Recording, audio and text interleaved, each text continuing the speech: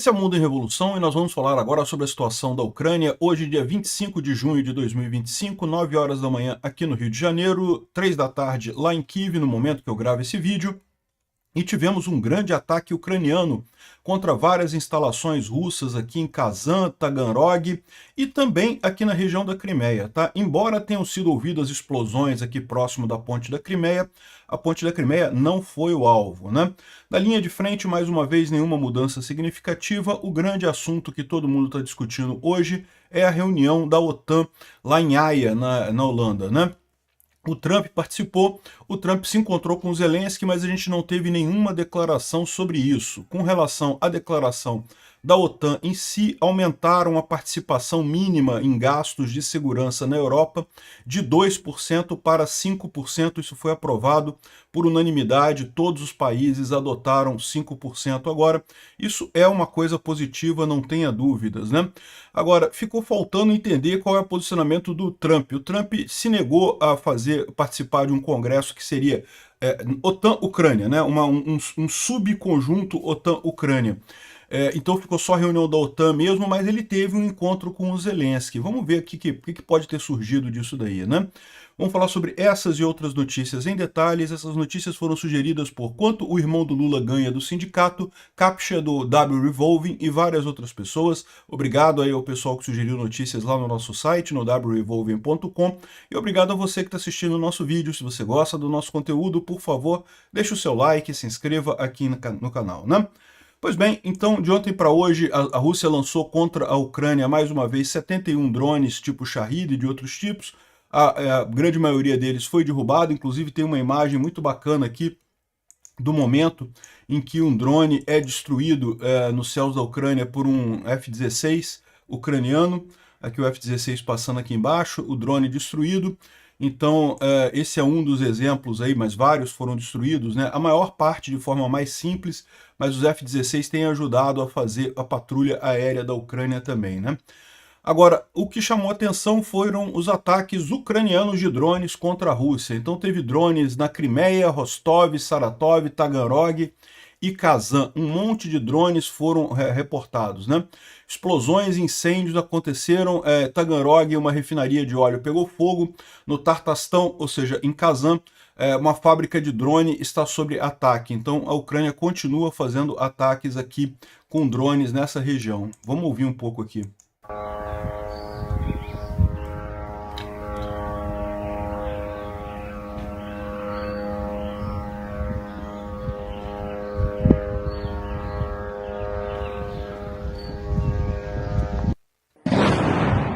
Нихуя.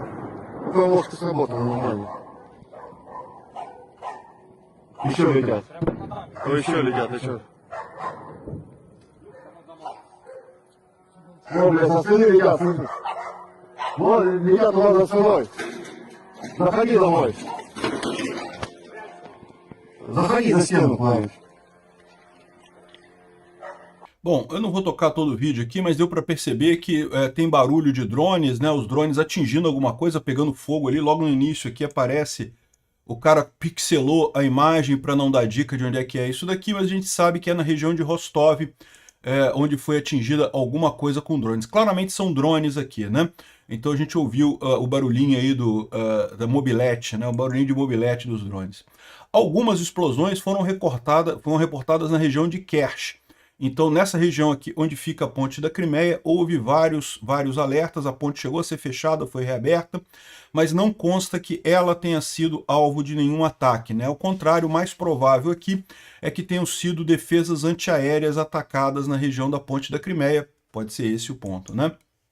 Bom, parece que uma base aérea em Jankoy foi atingida, segundo informações aqui. Então isso aqui na Crimeia temporariamente ocupada.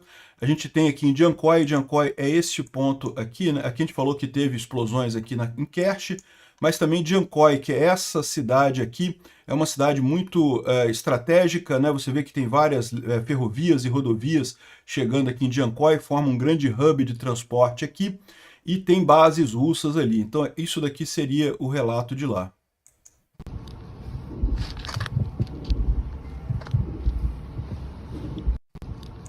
dá para ver uma grande explosão ali, ou seja, alguma coisa foi atingida ali em Jankoi. Segundo estão dizendo, é a base aérea em Jankoi, que fica exatamente aqui, ó. A base aérea de Jankoi é essa região aqui, e é justamente onde fica também a base militar russa ali na região. Bom, também teve um ataque na planta Atlante Aero em Taganrog, né? Taganrog é uma cidade russa que fica nessa posição aqui. Taganrog fica na Rússia mesmo, tá? Essa cidade aqui. E é uma cidade que foi muito usada durante muito tempo para reparo de aeronaves usadas na guerra. Então tem várias bases aéreas aqui, você pode ver uma aqui, tem outra aqui. É uma cidade que tem especialização em reparo de aeronaves, né? E aparentemente foi atingida essa planta aqui, que agora estão dizendo que ela produz drones, inclusive drones que são capazes de operar no espaço, tá? Isso daí não é que o drone vai chegar no espaço, ele é levado por algum foguete, por alguma coisa, mas ele pode operar no espaço. A ideia é justamente você fazer reparos simples e coisas desse tipo em satélites em órbita, usando drones, coisas que seriam feitas normalmente por astronautas, né? Mas, até onde eu sei, isso aqui é uma coisa ainda muito na infância, essa tecnologia, né? E é uma questão se eles estão planejando usar isso de alguma forma militar, né? Bom, também teve ataque na cidade de Kazan. A cidade de Kazan fica a mais de 1.000 quilômetros da fronteira com a Ucrânia, então Kazan fica aqui, ó. Kazan nessa... não, aqui, desculpa, aqui é Saratov, também teve ataque em Saratov, mas Kazan é mais em cima aqui, ó, nessa região aqui. Também tem fábricas de drones aqui. Então, mais uma vez, os ucranianos visando as fábricas de drones russas aqui, né? Foram ouvidas várias explosões na cidade, mas a gente não tem detalhes sobre o que foi atingido aqui, mas é provavelmente uma fábrica de drones também, né? Bom, além disso, os ucranianos fizeram um ataque na Crimeia, onde tinha o posto das Forças Marines Russas Espanhola, né? Uma unidade russa aqui.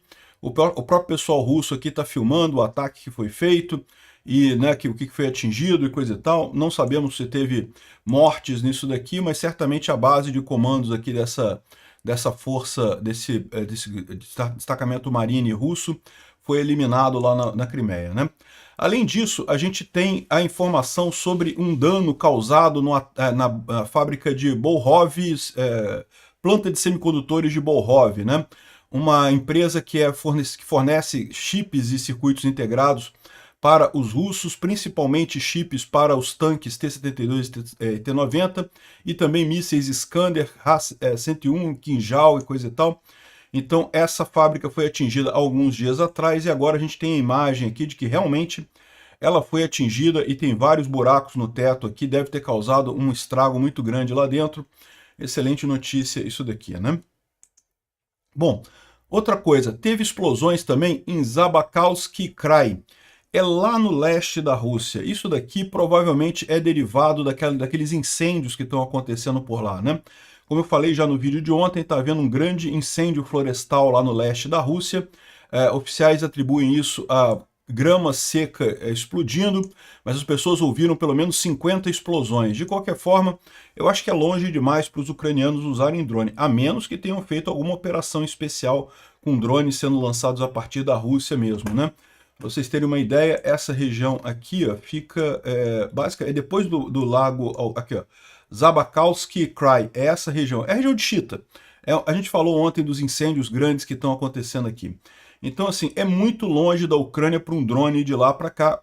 Pode ser que tenha alguma coisa feita por ucranianos localmente, até pode ser, mas o mais provável nesse caso é só o caso dos incêndios naturais mesmo, né?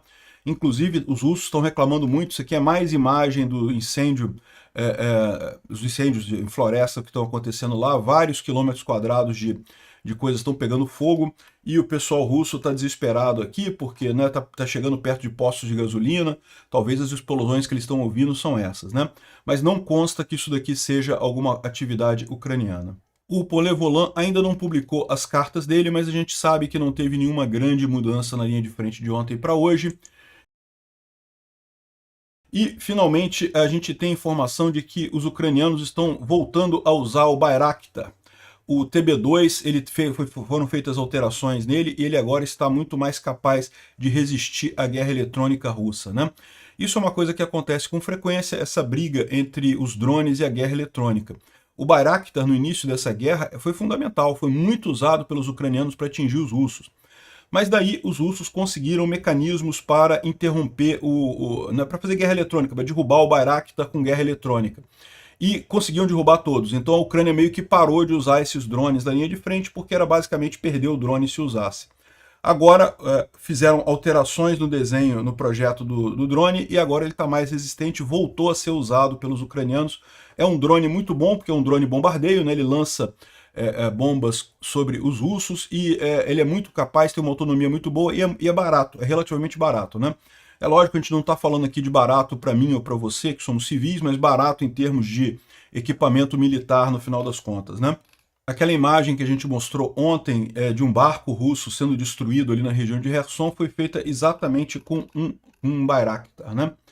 Bom, o Instituto para o Estudo da Guerra fala sobre o encontro da OTAN, que é nosso assunto aqui do encontro da OTAN, né? Bom, está acontecendo o encontro da OTAN lá em Haia, na Holanda, né? Tá todo mundo aqui, inclusive o Zelensky. E olha só que coisa, o Zelensky tá vestindo um terno, meu amigo. Eu vou te falar uma coisa, né? É aquele negócio, o Zelensky sempre usou aquela roupa de soldado e coisa e tal, porque a ideia dele é que ele queria dizer que está junto com o povo dele na Ucrânia, uma mensagem para o povo ucraniano. A gente sabe que ninguém na Ucrânia está com a vida 100% normal nesse momento, né? Por mais que o dia a dia continue funcionando normalmente, as pessoas estão todas preocupadas, todas têm dificuldade, nada funciona mais tão fácil quanto funcionava antes e coisa e tal. Então o Zelensky, de forma a passar essa mensagem, usava roupa militar, né? E isso foi uma mensagem muito forte dele. Só que vocês lembram do caso lá da briga do Zelensky com o Trump e coisa e tal. O Trump, uma das coisas que o Vance falou, pô, você não tem um terno para usar, não? É uma besteira danada isso, uma coisa totalmente sem sentido. Mas o Zelensky está adotando a política de, bom, beleza, o problema é o terno, eu uso terno, não tem problema não, né? A gente vai falar mais sobre essa estratégia aqui. Enfim, aqui, esse casal aqui no centro da foto é a família real da Holanda. Eu nem sabia que a Holanda era monarquia, mas aparentemente é uma monarquia. De qualquer forma, uma monarquia tipo da Inglaterra, em que o rei e a rainha não mandam nada, no final das contas. Então, como eles estão hospedando o encontro da OTAN, né, eles estão aqui no centro da imagem. Algumas russetes estavam achando que essa daqui era a Olena Zelenska, né, que é a mulher do Zelensky, né? Mas não, ela é a rainha da Holanda, tá? E tá aqui o Mark Rutte logo atrás. Outros estavam confundindo o cara o Nico Zordan, que ganhou na Romênia com o Zelensky. Esse pessoal adora fazer confusão, né? Enfim, esse aqui são todos os países da OTAN, mais o Zelensky. E o Trump está aqui também, né, fazendo parte aqui disso aqui. Por que o Erdogan está do lado do Trump? É porque o próximo encontro da OTAN vai ser na Turquia, né? Então o Erdogan teve aqui uma posição de destaque nessa foto aqui, né? Pois bem, tivemos várias conversas nesse encontro da OTAN. O Carney, que é o primeiro-ministro do Canadá, garantiu que a OTAN vai continuar ajudando a Ucrânia. O próprio Canadá vai fazer isso, a OTAN também vai garantir a continuidade do apoio ao Zelensky. Uma outra coisa que se nota nisso daqui é uma tentativa mais conciliadora em relação ao Trump, tá? Será que foi devido aos B2, cara? Pode ter sido devido aos B2, hein? Aqui, o Carney. O Trump não quer ocupar o Canadá, ele respeita o Canadá. O foco é nós avançarmos em comércio e defesas e coisa e tal. E, ou seja, não é que ele, depois que passou a eleição, ele já foi eleito, né? É lógico que antes da eleição valia a pena ele fazer discursos do tipo, não, que o Canadá jamais será americano, e não sei o que lá, que o Trump é um idiota, e não sei o que lá. Agora que ele foi eleito, e talvez devido depois dos B2 lá, né, demonstração de força do Trump, tá mais calmo agora, a coisa tá mais quieta, né? E o Trump se moveu no Irã, manteve sempre a porta aberta para a diplomacia para o Irã, mas foi duro quando precisou dar. Então o Carney está apoiando o Trump aqui na OTAN, e a gente vai ver que o tom da OTAN foi mais ou menos esse, de apoiar o Trump mesmo. Foi um grande apoio ao Trump, esse caso da OTAN aqui, né? O Zelensky também se encontrou com o Macron e falou sobre jatos Mirage, que podem ser enviados para a Ucrânia também. Os Mirage são um modelo francês que está sendo substituído pelo Rafale. Então a Força Aérea Francesa tem um monte de Mirage que está meio que jogando fora. E a Ucrânia, pô, joga fora no lixo aqui de casa, né? Dá pra gente isso daqui, né?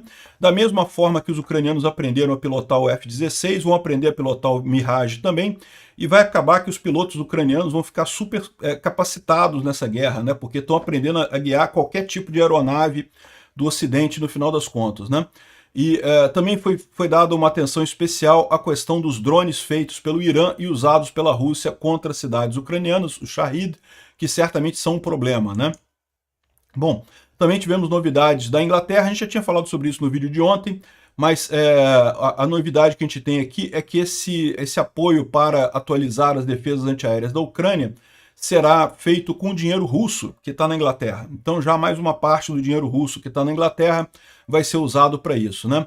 A Inglaterra vai mandar cerca de 350 ASRAAMs, sistemas de defesa antiaéreo de mísseis aqui, ó, dá para ver aqui, são sistemas móveis com mísseis aqui atrás, justamente com o dinheiro dos russos. Então é uma boa notícia isso daqui, né? Bom, e também teve o acordo que a gente já falou ontem também com a Holanda para a produção de drones, um acordo de 500 milhões de euros para produzir 600 mil drones para a Ucrânia. Isso é uma coisa excelente, faz uma diferença muito grande. Esses drones é o que está fazendo a diferença nessa guerra no final das contas, né?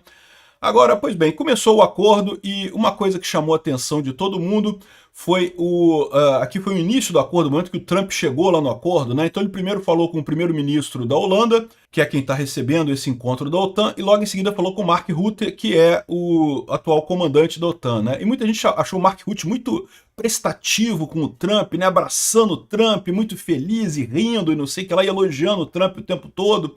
E parece que essa é a nova estratégia da OTAN e da Ucrânia para tratar com o Trump, né? Então o Trump gosta de ser bajulado, gosta de ser, né, que o pessoal elogie ele, coisa e tal. Então beleza, tranquilo, vamos fazer isso, né? Como dizia um conhecido meu, né, o saco do chefe é o corrimão da vida, meu amigo. Se o problema é puxar o saco do Trump, a gente puxa o saco do Trump. Tem problema nenhum não, né? O pessoal estava dizendo aqui, estavam criticando o Mark Rutte porque ele chamou o Trump de Dad. Dad has to use tough language, ou seja, o papai tem que usar linguagem dura, né? Elogiando o Trump pelo ataque contra o Irã. Mas na verdade é aquilo que eu falo para vocês, o pessoal gostou, todo mundo gostou do ataque contra o Irã, né? Porque todos os países ali no Oriente Médio também não queriam a arma iraniana, e a Europa muito menos, queria a arma atômica nas mãos dos iranianos, né? Então o pessoal está satisfeito com o ataque do Trump, mas mais do que isso, com o fato do Trump ter abandonado completamente aquela ideia de pacifismo idiota dele, né? De abandonar toda a coisa. O fato dele ter feito essa operação mostra que os Estados Unidos estão no jogo, dá para negociar com o Trump, né? E daí o pessoal veio com essa coisa. Então eu vejo isso muito mais. Não é como o pessoal ficar preocupado pela demonstração de força americana, até porque a OTAN é aliada americana, né? O pessoal da OTAN é aliado americano, mas muito mais uma satisfação de que vê o Trump evoluindo nesse aspecto, né? Se preocupando com a questão geopolítica e com o uso da força adequada. Inclusive, como eu falei aqui no vídeo, o Trump viu que usar a força é a maneira de chegar na paz. E aí vai ser a mesma coisa com a Rússia. O Trump não tem outra alternativa. Outra coisa que foi curiosa é que vazou uma conversa do Trump com o Mark Rutte. Eu achei que era com o Hegseth, cara. Era tão pegajosa a conversa que eu achei que era o Hegseth falando com o Trump, mas não, é o Rutte, o Mark Rutte aqui. Senhor presidente, caro Donald, parabéns e obrigado por sua ação decisiva no Irã. Foi realmente algo extraordinário e alguma coisa que ninguém mais seria capaz de fazer. Deixou todos nós mais seguros.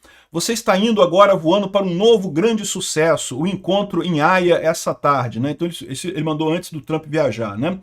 Não será fácil, mas nós todos vamos assinar os 5% da defesa na OTAN. Donald, você tem nos levado realmente para um momento importante para a América, para a Europa e para todo mundo. Você conseguiu algo que nenhum presidente americano em décadas conseguiu fazer. A Europa terá que pagar isso de forma muito forte, como deve. Isso será a sua vitória. Viaje seguro e nos vemos lá no jantar de Sua Majestade, lá os monarcas da Holanda, né? Mark Rutte, né? E o Trump publicou isso daqui. Eu não sei se isso daqui era uma mensagem privada ou se o Mark Rutte deixou o Trump publicar isso daí, mas não interessa. Mostra o Mark Rutte bastante submisso ao Trump, né? Bastante, não, obrigado, Trump, você tá coisa... E o Defmon tá fazendo aqui, ó, o Zelensky deve tomar anotações disso daqui, ó. Isso é a única maneira de fazer com que o Trump dê o que a Ucrânia precisa. Então parece que essa é a estratégia. O pessoal chegou à conclusão que o Trump gosta de ser lustrado o ego dele, que gosta de puxar o saco dele. Problema nenhum, puxamos o saco do Trump. Por isso tá o Zelensky vindo de terninho. O negócio, tem que puxar o saco do Trump? Beleza, cara. O que eu não faço pela Ucrânia, né?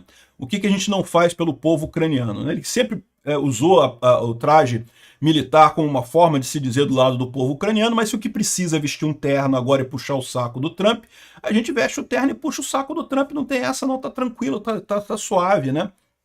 Vamos lá em frente. É isso daí, o Zelensky de terno, olha que coisa, né? Bom, então, no encontro da OTAN, uma coisa que chamou atenção, eu cheguei a falar ontem, que havia programado todo um painel de discussão em cima da Ucrânia, que era o painel Ucrânia-OTAN, né? E é por isso que o Zelensky ia lá. E esse painel foi cancelado a pedido do Trump. O Trump não queria fazer o painel OTAN-Ucrânia. Mas ele aceitou ter uma reunião com o Zelensky. Então o Trump conversou com o Zelensky. A gente não sabe ainda em que nível está essa negociação, que tipo de coisa que se espera disso daí. Mas acho que vai ser uma coisa positiva, vai ser algo positivo no final das contas, né? Vamos aguardar isso daí. Não teve nenhuma declaração até o momento que eu estou gravando esse vídeo. O pessoal confirmou que o Zelensky e o Trump vão se encontrar hoje, na verdade, hoje dia 25. Em algum momento eles vão se encontrar. O último encontro deles foi no funeral do Papa, vocês lembram, lá no Vaticano, né? E outra coisa, ele falou, não, o Zelensky é um cara legal, eu vou encontrar com ele hoje, nós vamos conversar sobre a Ucrânia. Eu conversei com o Putin e disse, não, eu não quero a ajuda dele no Irã, eu quero que você me ajude com a Rússia, ele falando pro Putin, né? E, de fato, foi um chega para lá no Putin, né? O Putin querendo ajudar os Estados Unidos com o Irã e não precisa, né? Tem que ajudar com a Rússia. O Trump tá certo, tem que pressionar o Putin. Já tá vendo que tem que pressionar o Putin. É o Putin que tem que ser pressionado nessa história. E uma dica que eu dou pro Trump. O Putin vai responder da mesma forma que os ayatollahs do Irã, a uma demonstração de força. Dá um monte de arma para a Ucrânia que a coisa resolve direitinho, né? Sem problema nenhum. Pois bem, o Mark Rutte continuou o showzinho dele lá na reunião da OTAN, dizendo que os Estados Unidos fez um papel fundamental em aumentar o gasto de defesa aliado, então que a OTAN concordou de todo mundo aumentar o gasto de defesa. Tá aqui, esse foi o principal resultado desse encontro da OTAN, tá? A OTAN tinha uma base de 2% do PIB, o país deveria investir 2% do PIB em defesa, e esse patamar foi aumentado para 5% até o ano 2035.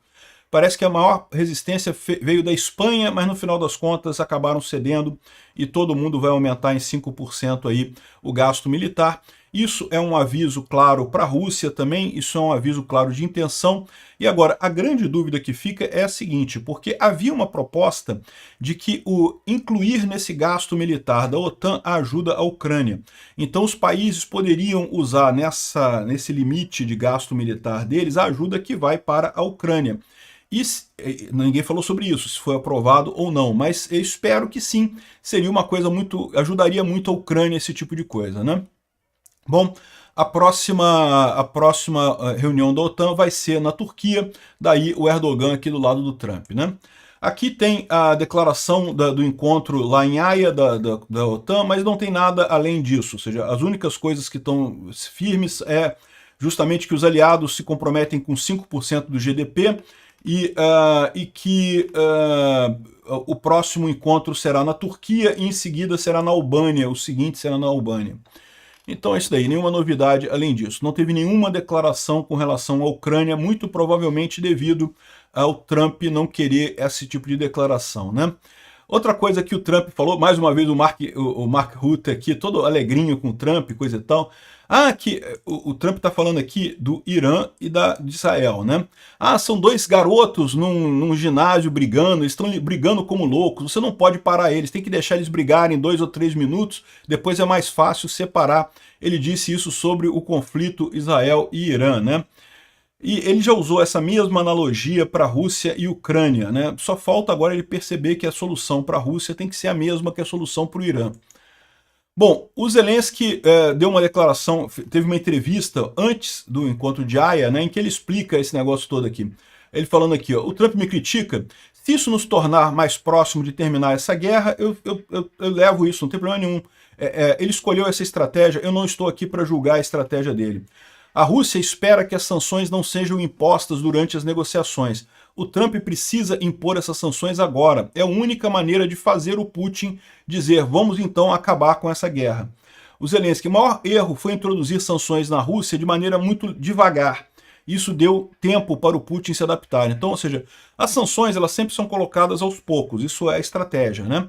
Mas, segundo o Zelensky, as sanções foram muito devagar, deveriam ter ido mais rápida, né? Enfim, vamos aguardar o resultado desse encontro lá em Haia, né? Bom, ainda teve também um encontro com 2 senadores americanos dos 2 partidos, eles estavam discutindo a questão das sanções, aquela proposta que está no Senado para ser votada, vamos torcer para que isso passe, né? Bom, alguns outros assuntos aleatórios para fechar o vídeo aqui. Um vice-ministro da Defesa russo teve seu iPhone comprometido por hackers patrocinados por Moscou. A Apple avisou a ele que o iPhone dele tinha sido hackeado. Ele não fez nada, ele continuou usando o iPhone normal. Um natural da Bielorrússia estava em Moscou e pegou uma criança iraniana que também estava em Moscou e matou a criança. Ele matou a criança, jogou a criança no alto. Eu não vou mostrar para vocês aqui. É esse cara aqui, a criança está aqui. Ele estava sob efeito de drogas, né? Um cara de Belarus, no aeroporto de Moscou, matando uma criança iraniana que também estava nesse aeroporto. Uma coisa trágica. Coisas da Rússia, né? E outra coisa, lembra quando há um tempo atrás a Hungria estava brigando com a Ucrânia, dizendo que tinha espiões ucranianos na Hungria? Era uma maneira do Orbán tentar galvanizar os eleitores da Hungria contra a Ucrânia e votar nele, coisa e tal. Ele tem tudo para perder a eleição que acontece esse ano mais adiante. E nesse processo ele chegou a prender espiões ucranianos que estariam na Hungria, né? Detalhe, no final das contas eram russos, não eram ucranianos, eram russos. Orbán deu uma bola fora nessa. Obrigado por assistir o vídeo até o final. Se gostou do conteúdo, não esqueça de deixar o seu like, isso ajuda o canal a crescer e a chegar para mais gente. Se não gostou, deixe o dislike e explique nos comentários como podemos melhorar. Comente também sugestões de temas que podemos trazer por aqui. Comentários insultuosos ou defendendo ditaduras e criminosos de guerra serão sumariamente bloqueados. Agradeço a compreensão. Se ainda não é inscrito no canal, considere se inscrever clicando no botão inscrever-se abaixo e marcando a campainha para todos os avisos. Se quiser ajudar o canal, veja no nosso site como você pode fazer isso.